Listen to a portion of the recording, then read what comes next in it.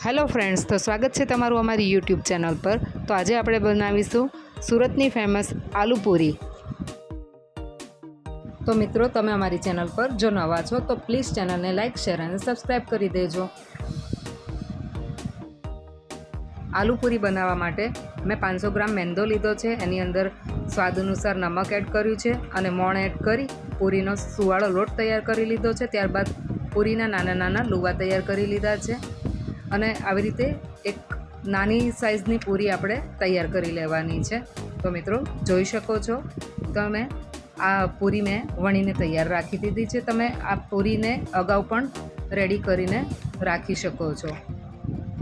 એક પેનમાં તેલ ગરમ કરી લીધું છે, તેમાં ધીમા ગેસે આપણે પૂરીને ફ્રાય કરી લેવાની છે। જે પૂરી આપણે નાસ્તા માટે બનાવીએ છીએ એ થોડી કડક હોય છે।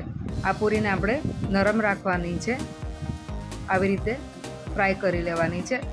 એકદમ ગોલ્ડન નથી થવા દેવાની, બસ થોડી ક્રિસ્પી થાય એટલે આપણે એને લઈ લેવાની છે। આલુ પૂરી બનાવવા માટે આ વિડીયોને એન્ડ સુધી જરૂરથી જોજો અને ઘરે તમે પણ આ રેસીપીને જરૂરથી ટ્રાય કરજો। ખાવામાં ખૂબ જ ટેસ્ટી અને હેલ્ધી છે। તો મિત્રો, જોઈ શકો છો આપણી પૂરી રેડી છે આલુ પૂરી બનાવવા માટે। તો મિત્રો, તમે આ વિડીયો કઈ સિટીમાંથી જોઈ રહ્યા છો તે મને કમેન્ટમાં લખીને જરૂરથી જણાવજો।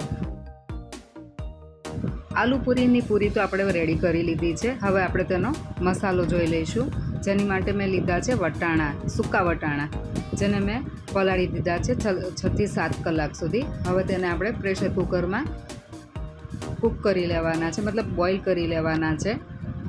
તમે અહીંયા વટાણા લીલા પણ લઈ શકો છો, પણ સૂકા વટાણાથી આપણો રસો જે છે, આપણો રગડો જે છે એ થોડો ઘટ્ટ થશે। આની સાથે મેં બટેકા એડ કર્યા છે અને હળદર, મીઠું એડ કરી દીધા છે। તો પ્રેશર કુકરમાં આપણે આવી રીતે વટાણા અને બટેકાને બોઇલ કરી લેવાના છે।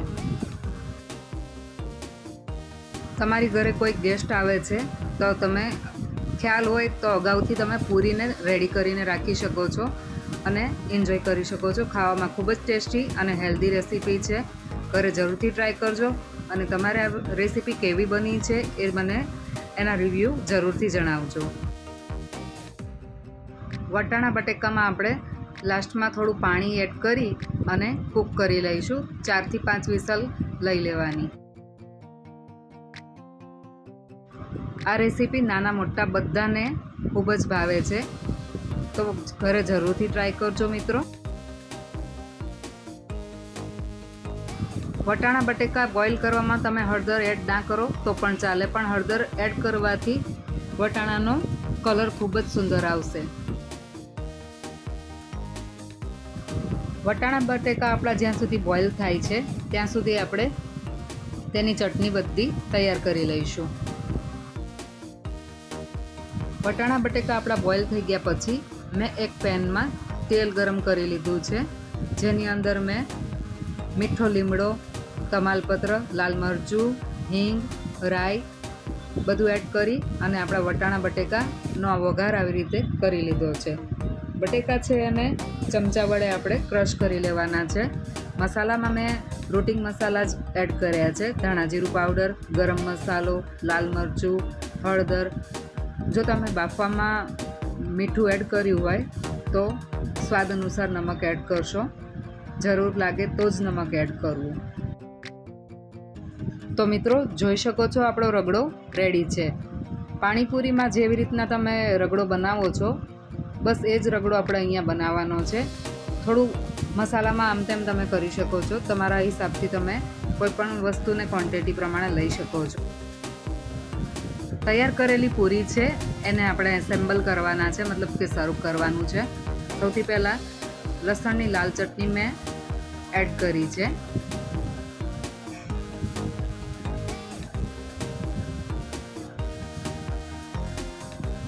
ત્યારબાદ લીલા મરચાંની ચટણી એડ કરીશું। જે તમે રૂટિંગમાં ગ્રીન ચટણી બનાવો છો બસ એ જ ચટણી અહીંયા આપણે બનાવવાની છે અને આવી રીતે આમાં સ્પ્રિંકલ કરવાની છે। આલુ પૂરીની પૂરી તમે એક દિવસ અગાઉ પણ રેડી કરીને રાખી શકો છો. હવે જે આપણે રેડી કરીને રાખેલો રગડો છે એને એડ કરવાનો છે. આવી રીતે બધી જ પૂરીમાં આવી રીતે એડ કરી દેવાનું.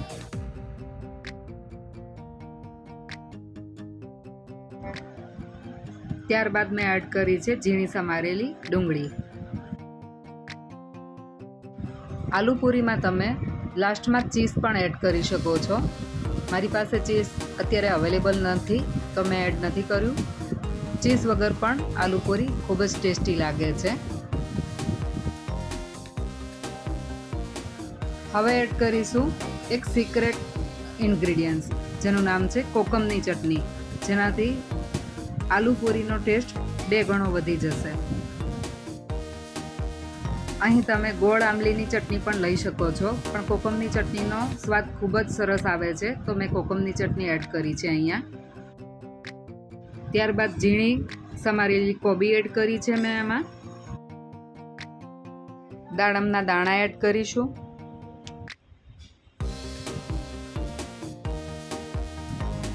લાસ્ટમાં સેવ એડ કરીશું. ત્યાર પછી ધાણાથી ગાર્નિશ કરી લઈશું. તો મિત્રો જોઈ શકો છો આપણી આલુ પૂરી રેડી છે.